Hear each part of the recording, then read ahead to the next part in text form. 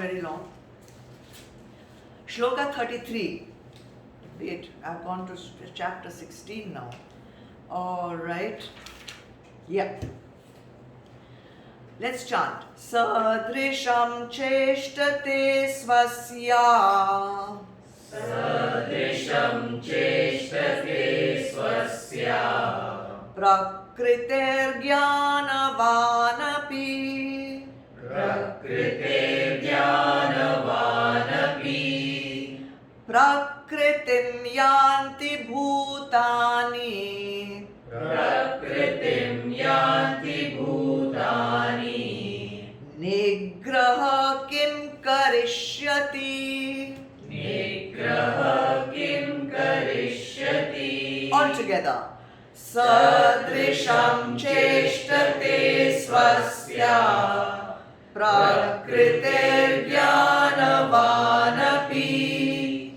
Prakritim yanti bhutani. Nigraha kim karishyati.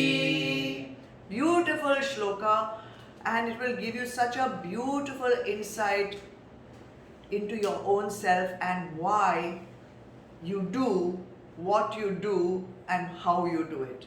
Let's read the meaning. All living creatures follow their tendencies.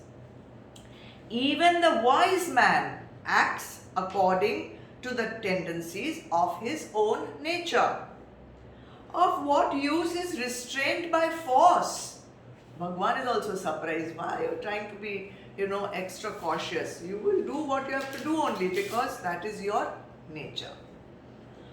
Don't take it so easily, so therefore I can do whatever I want. See now. Bhutani, all living creatures. Yanti, follow. Prakritim, nature. Api, even. Jnanavan, the wise man, the wise people. Cheshtate, act, do actions. Sadrisham, according to. Swasya, their own. Prakriti, modes of nature.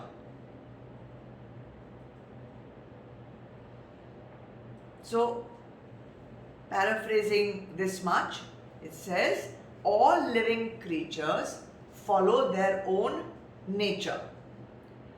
Even the wise men, that means the realized man, the jnani, will do actions according to his own modes of nature. Modes of nature means guna. Kim, what? Karishyati, will do. Nigraha, repression.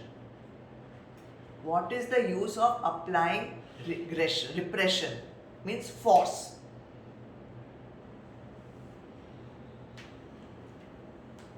Beautiful verse and very nice. I like it a lot. Prakriti. We have to understand the meaning of the word Prakriti. Prakriti means nature, and it comes from two words, pra and kriti. Pra is short form for pratham, first. Kriti, done. So Prakriti means that which is in its original form. First done, first created, original. Then you have another word, Vikriti. Vikriti means perversion. The original form has become corrupted. Vikriti, bent, ulta, vik, ulta.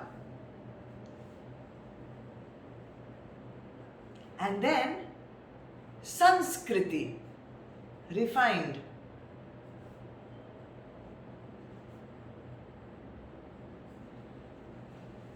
So, you'll understand with one example.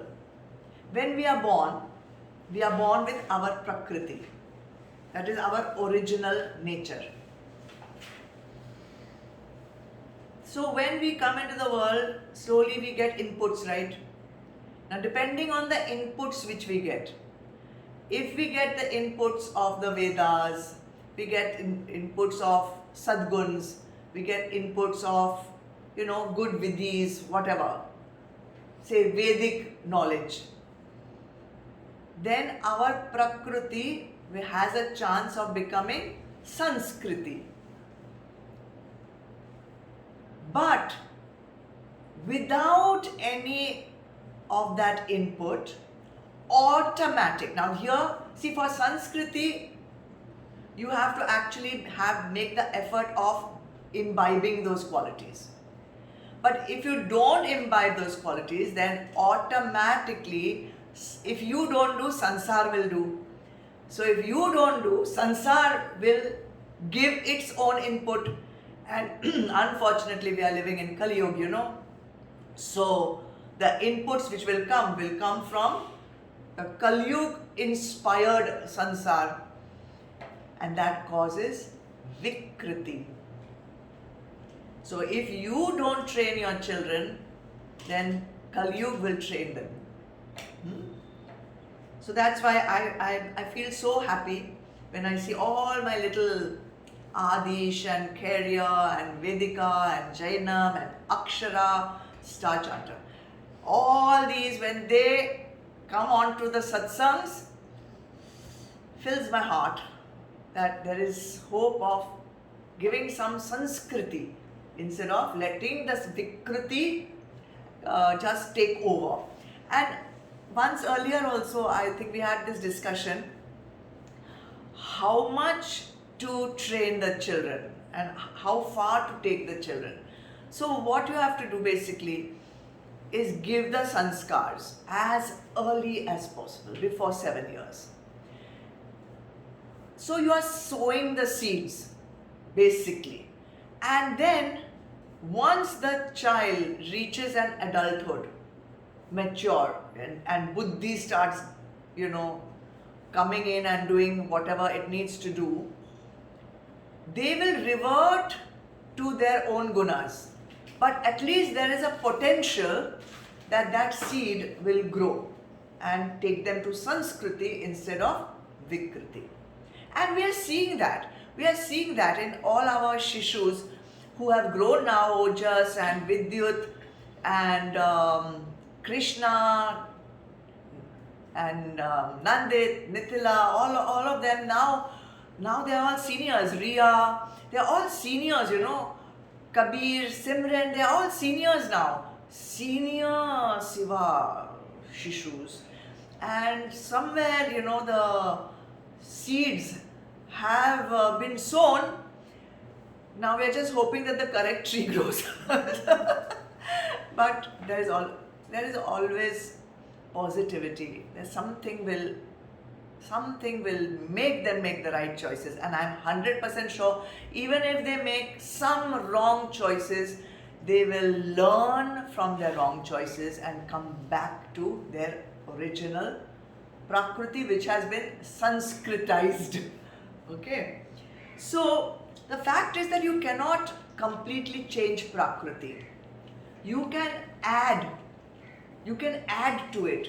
You can give the right inputs. So you can refine them. But from inside only, unless it's a transformation, you cannot completely eradicate the Prakriti. So that is why Bhagavan says, Prakritim yanti bhutani. All living creatures follow their own Prakriti or tendencies or their original nature with which they have been born. So we are born with this unique Prakriti. From where has this Prakriti come into us when we were born? We have not done anything. Simply we have been thapkod with this? No, not thapkod with it. It is your own past actions of so many previous lifetimes that you have created this fantastic treasure of Prakriti. All your impressions, all your vasanas, all your experiences, all your urges, they are all within you as impressions of the past, and they are called Swasya Prakriti, your own unique Prakriti. Even if twins are born, even if twins are born, each one will come with their own Swasya Prakriti.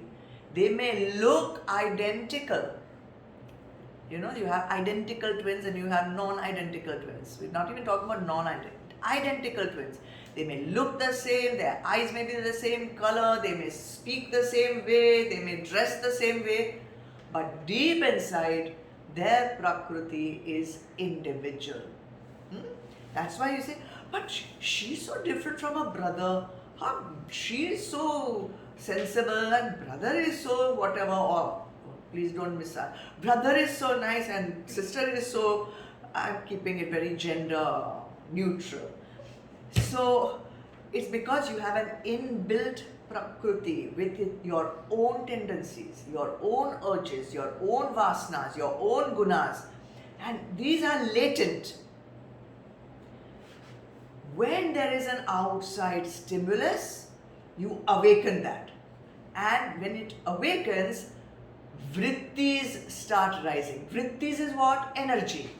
Energy in the form of a desire, energy in the form of a thought, energy in the form of a emotion. So this starts rising, and with that you start thinking now of operating in the outside world with it, your actions being colored with the latent desires which have suddenly now risen inside you. Now the problem is these impressions which are deepened, they cannot unfortunately be totally changed. They cannot. Unfortunate. We can give sanskars to make them better. But we cannot say from today this will go away. You cannot overnight eradicate them.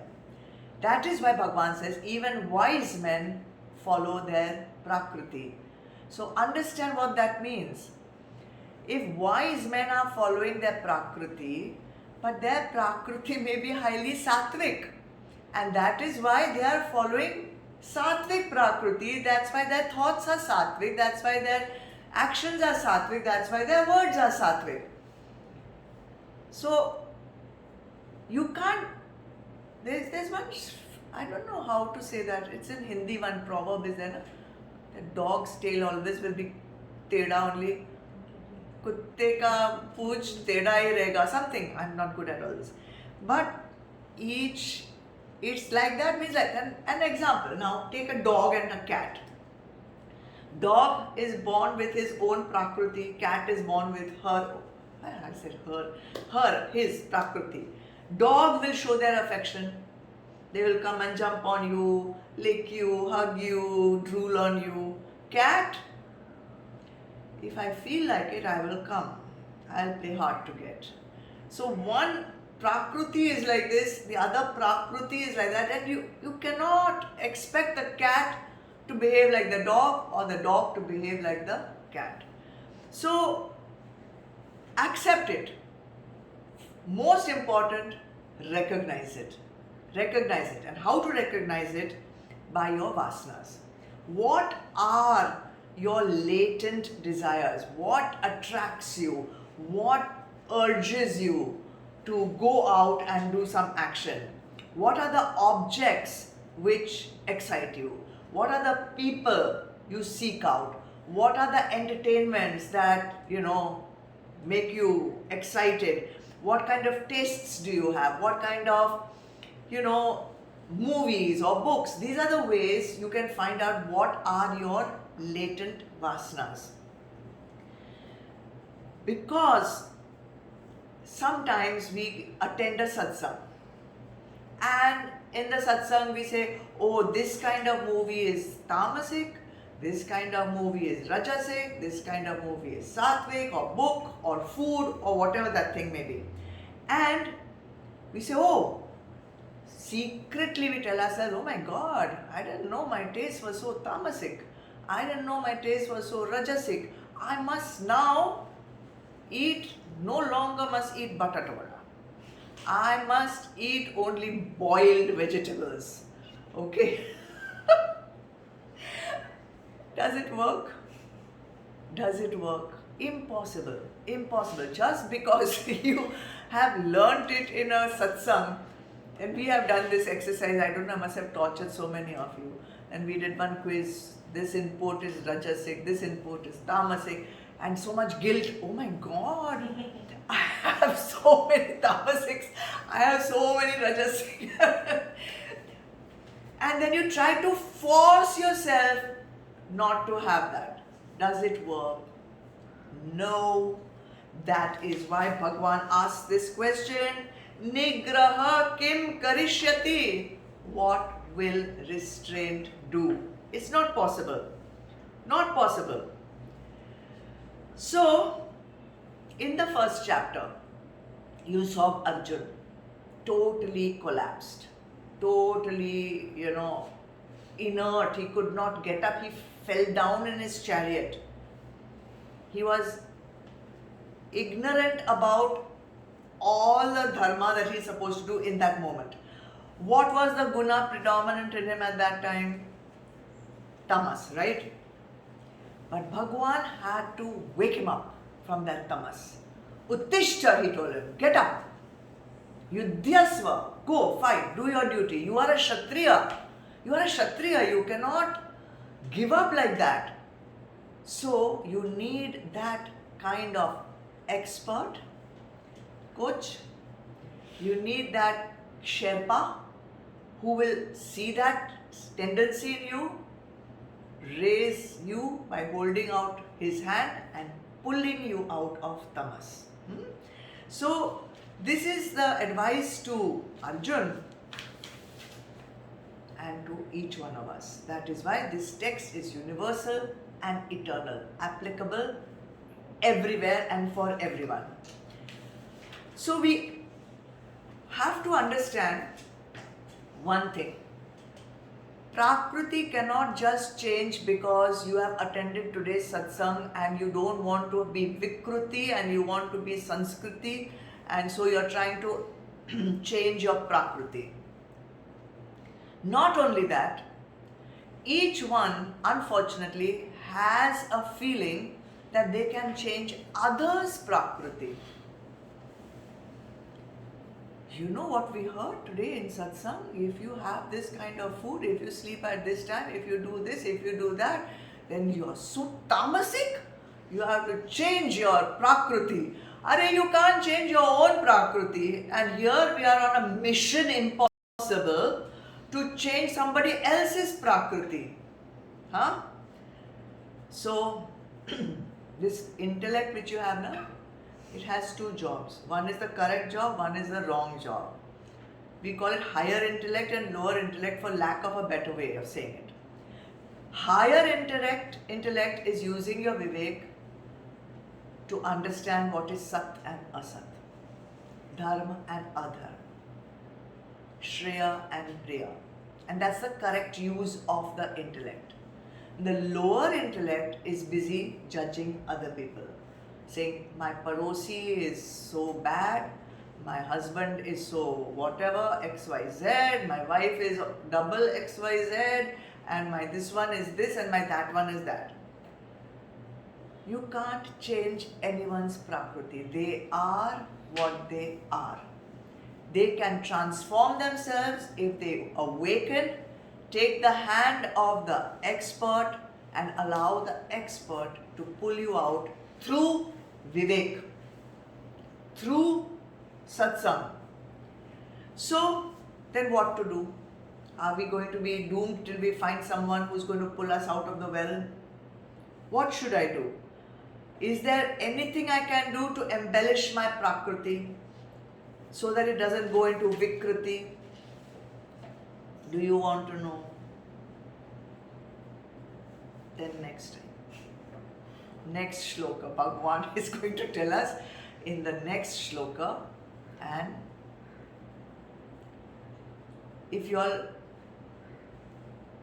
find that this is a lot of stuff to digest and understand, and you have any questions, do send me a private message by email or by WhatsApp, I don't mind.